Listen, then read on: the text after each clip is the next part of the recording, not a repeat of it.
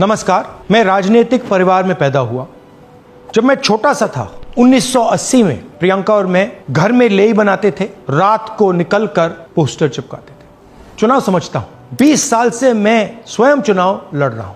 Polling कैसे होती है, पोलिंग बूथ कैसे मैनेज किया जाता है, वोटर लिस्ट, फॉर्म 17, ये सब मैं गहराई से समझता हूं। कुछ समय पहले हमें दाल में काला लगा। चुनाव के नतीजे आते थे, मूड एक तरीके का होता था, रिजल्ट दूसरे तरीके का। मुझे याद है उत्तराखंड में हम चुनाव हारे।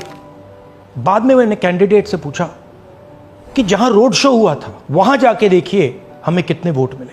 हजारों लोग आए थे, पोलिंग बूथ में किसी ने वोट नहीं किया। यह असंभव था, यह हो ही नहीं सकता। उसके बाद छत्तीसगढ़ और मध्य प्रदेश के रिजल्ट, हमें लगा कुछ ना कुछ गलत हो रहा है। 2018 में मध्य प्रदेश में चुनाव होता है, हम जीतते हैं। हमारी सरकार चोरी हुई थी। 2023 में चुनाव होता है, मैंने अपने आंखों से भारत जोड़ो यात्रा में देखा, भयंकर एंटी इनकम्बेंसी, और हमें 65 सीट मिलते हैं। इम्पॉसिबल, हो ही नहीं सकता। और फिर महाराष्ट्र में पहली बार हमें सबूत मिला। विधानसभा और लोकसभा के बीच में जादू से नए वोटर आते हैं, और जहां भी इन नए वोटर्स ने वोट किया वहां वोट बीजेपी को गया। महाराष्ट्र चुनाव के बाद जब हमें डाउट हुआ, हमारे गठबंधन के सारे नेताओं ने प्रेस कॉन्फ्रेंस किए और हमने इलेक्शन कमीशन से कहा कि आप हमें वोटर लिस्ट दीजिए, वीडियो रिकॉर्डिंग दीजिए। इलेक्शन कमीशन ने मना किया। ना उन्होंने हमें वोटर लिस्ट दी और ना उन्होंने वीडियो रिकॉर्डिंग दी। डाउट हुआ, क्यों नहीं दे रहे, क्या कारण है? तो हमारे दिमाग में सवाल उठा, क्या इलेक्शन कमीशन बीजेपी की मदद कर रहा है? क्या इलेक्शन कमीशन ही इलेक्शन को चोरी करवा रहा है? इसके बाद हमने एक टीम सेटअप की और हमने उन्हें कहा कि आप जाइए, एक कंस्टिट्यूएंसी भी जाके ढूंढिए, सच्चाई ढूंढिए, किस प्रकार से चीटिंग की जा रही है, किस प्रकार से यह काम किया जा रहा है और कौन कौन इस काम को कर रहे हैं। सबसे महत्वपूर्ण बात यह है कि इलेक्शन कमीशन डिजिटल डेटा नहीं देता है, फिजिकल डेटा देता है। मतलब लाखों कागज में वोटर लिस्ट दे देगा, मगर डिजिटल वोटर लिस्ट किसी को कभी नहीं देता है। क्यों नहीं देता? कारण क्या है? कारण है कि अगर डिजिटल डेटा मिल जाए तो इलेक्शन कमीशन की सच्चाई पूरे देश को पता लग जाए। हमने टीम को बताया, मैंडेट दी कि आप जाके चेक कीजिए, आप 5-7 सीटों पे पता लगाइए कि चीटिंग हुई, और अगर हुई तो कैसे हुई। टीम ने हमें एक दिन बताया कि 5-7 सीटों पे यह काम किया ही नहीं जा सकता। क्यों? मैंने उनसे पूछा क्यों नहीं किया जा सकता। उन्होंने मुझे ये कागज दिखाए। ये जो कागज हैं, ये एक लोकसभा के कागज नहीं है, ये एक विधानसभा के कागज है, और इन कागजों को हमने मैन्युअली सॉर्ट करना पड़ा।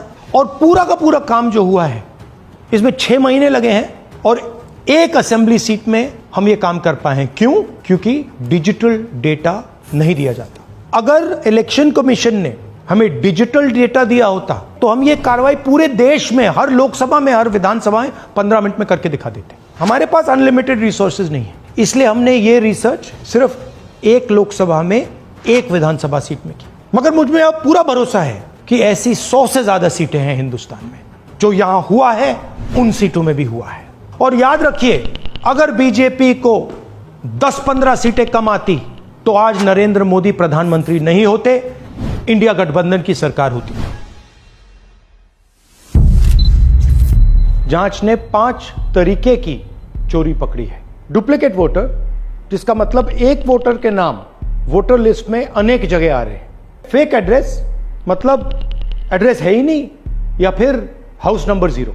Bulk voter in single address, मतलब एक छोटे से घर में 40, 50, 60 लोग रह रहे हैं। इनवैलिड फोटोज, छोटी सी फोटो है या फिर फोटो ही नहीं है, और वो जो छोटी फोटो है वो दिखती भी नहीं है। कौन है, किसका चेहरा है, नहीं पता लग सकता। Misuse of form 6। Form 6 first time voters के लिए होती है, मतलब जिनकी एज 18-20 साल की हो, मगर वोटर लिस्ट में 90 साल के लोग फॉर्म 6 का प्रयोग कर रहे हैं। चुनाव में 6,50,000 वोटर थे, उसमें से 1 लाख चोरी के थे। अब मैं आपको 5 उदाहरण देता हूं। यह देखिए, गुरकीरत सिंह डांग, इसका नाम 4 अलग अलग बूथों पे आता है।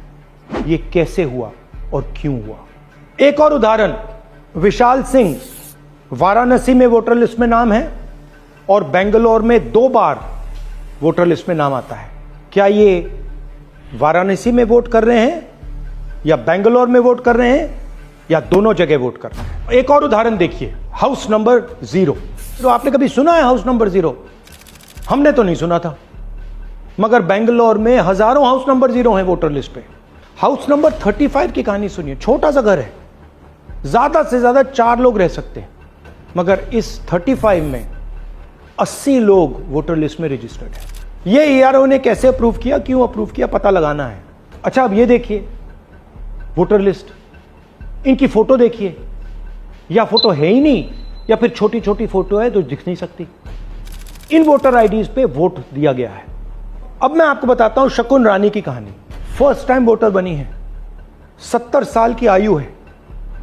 एक बार फॉर्म 6 का प्रयोग किया और उसके कुछ ही महीने बाद दूसरी बार फॉर्म 6 का प्रयोग होता है। 2 बार इनका नाम वोटर लिस्ट में आता है और फर्स्ट टाइम वोटर की लिस्ट में आता है।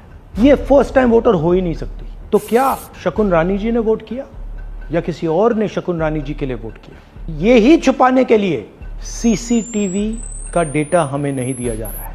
और ये शकुन रानी जी अकेली नहीं है, ऐसे हजारों लोग हैं जिन्होंने फॉर्म 6 का प्रयोग करके 2-3 बार वोटर लिस्ट में नाम डाला है। हमने पहले इलेक्शन कमीशन से इलेक्ट्रॉनिक वोटर लिस्ट मांगी थी, सीसीटीवी फुटेज मांगी थी। उन्होंने अपना काम नहीं किया, हमें नहीं दिया। फिर हमने अपना इन्वेस्टिगेशन कराया, आरटीआई भरे और हमारे पास डेटा आया। भाई और बहनों, सच्चाई यह है कि हिंदुस्तान में इलेक्शन कमीशन और बीजेपी मिलकर इलेक्शन चोरी कर रहे हैं। यह पूरा का पूरा सबूत ब्लैक एंड व्हाइट में आज हमने आपको दिया है।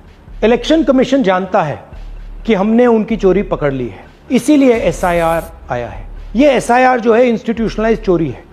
इलेक्शन कमीशन खुलकर बिना डरे बीजेपी के साथ मिलकर चोरी कर रहा है। और ये जो एसआईआर है, इसका लक्ष्य गरीबों का जो हक है, उनका वोट जो है, उनसे चोरी करने का है।